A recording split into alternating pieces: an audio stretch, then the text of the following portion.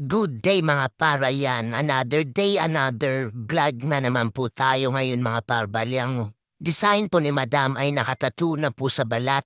Nag-suggest po tayo na mag-customize design na halintulad lang din po sa kanya ipapatattoo para sa ganon ay walang katulad yung tattoo niya. Bali ginawan po natin yan ng twist para naman kahit papano ay original composition po yung ating gagawin. Bali ito yung naging final outcome at nagustuhan naman po ni Madam natin. Bali si Madam ay dati na rin po nating client at bumalik para magpatattoo sa atin at nag-avail na rin ng ating promo discount this November to December. Kaya kung gusto nyo rin maka-avail ng ating promo, pwede nyo po akong i-message dito sa aking FB page Baguio Full-Time Hustle or pwede rin po kayong mag-visit sa aking shop sa Hotel Venice 2nd floor, Room 54, Session Road, Baguio City. Sa mga taga Baguio po dyan na gusto magpa-tattoo ay pwede nyo po akong bisitahin sa aking tattoo shop at libreng-libre po magpa-consult mga boss, madam. Wala pong bayad po yun mga par.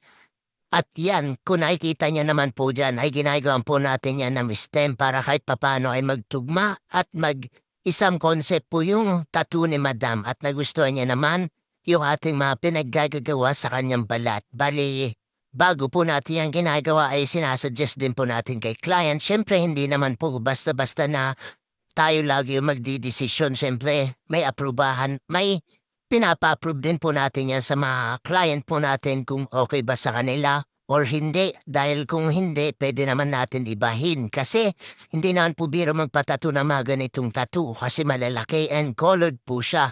Kaya kailangan dito ay dahan-dahan at kailangan din dito ng focus at tamang placement, tamang suggestion sa ating mga client kasi pang lifetime po yan sa balat natin. Kaya kailangan po natin pag-usapan yung mga ganitong project na masinsinan at kailangan din po natin yan ng focus para sa ikakaganda ng tattoo. At yan, kung nakikita nyo naman po dyan ay talagang inuuna po natin lagi yan sa mga dark color para sa ganon ay hindi makahawa pag nauna yung light color. Lagi po natin yan sinasabi at lagi din naman po natin yan ginagawa sa mga tattoo session, mas lalo sa mga colored na mga ganitong pyesa.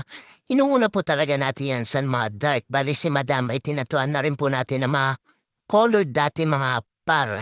Bali hindi na po natin maipakita dito sa video kasi nakalimutan na natin makita. At sobrang solid naman talaga ng yung pag-aalaga ni Madam sa kanyang tattoo kasi talagang litaw na litaw po yung kanyang tattoo at ito sobrang nasatisfied siya sa ginawa po natin na yon. Kaya bumalik si Madam para magpatattoo ulit ng colored na tattoo. Bali may mga ipapakover pa siya sa atin ng mga pyesa soon pag hindi na rin siya busy at inuna po natin tong unang design niya. Bali may mga usapan din kaming mga design sa sa mga susunod na session namin. Pero ito muna yung unahin natin. Siyempre, hindi rin naman po basta-basta yung mga binabayad na nila dito sa mga tattoo project nila kasi medyo pinagkakagastusan at pinaghirapan din ng mga client po natin yan. Kaya sa mga kapwa po nating tattoo artist dyan na nagsisimula, lagi lang po natin galingan para sa ganun ay maging consistent po yung mga client po natin na dumating. Kusa na lang po yan babalik.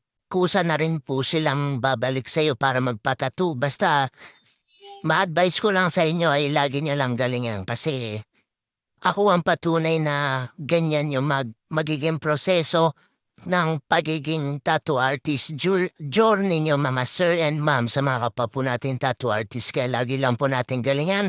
Gawin lang po natin 100% yung mga pinapagawa ng mga kliyente natin, mga future client po natin po dyan ay hindi po kayo mabapaya sa mga gagawin natin pyesa sa inyo dahil 100% magsasuggest po tayo at gagawin po natin malinis yung mga pyesa at mga project pong ipapagawa niyo mga para. At ito sinisimulan na po natin yan sa light colors. Kung nakikita niyo po dyan ay yung mga nagsasabi po kasi dyan mga sir ma'am sa mga kapwa tattoo artist natin kung bakit hindi daw namamantsahan yung mga ginagawa natin kahit na napapadaanan na po yung mga old na nagawa na natin ng colors. Ang technique po natin dyan mga sir ma'am, pinapahinga po natin yan na kahit na kahit na madaanan ng colors yung ibang kulay ay hindi na po yan magmamantsa kasi naipahinga na po yung tattoo na ano kaya kahit na pinapadaanan ko ng sky blue po yan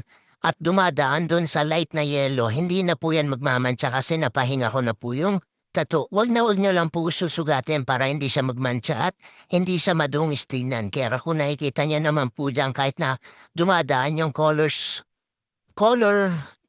blue sa yellow ay okay lang kasi hindi na po yan magmamantsa. And better suggest ko rin po diyan ay puwedeng lagyan niyo ng ointment kung nag-aalanganin kayong mamantsahan. Kaya yan yung mga diskarte po natin diyan 'pag nagko-colors po tayo. Sana may napulot kayong tips sa mga sinabi ko mga sir, ganyan yung mga ano. And abangan niyo rin po yung mga soon na mga tattoo tutorial ko din na base lang sa nalalaman ko kasi ang dami rin nagpi-PM sa'kin sa aking FB kung paano ko nagagawa yung mga ganito, ganyan. Soon abangan niyo na lang po dito sa ating mga upload na mga tattoo tutorial at ito na po pala yung ating nagawa sa 7 hours na upuan namin ni madam at sobrang satisfied naman ni madam sa naging outcome ng kanyang tattoo. Kaya ikaw kung gusto mong magpa-tattoo na mga ganitong piyesa, pwede mo akong i-message sa aking FB account or pwede tayong magkita sa aking tattoo shop. Maraming salamat.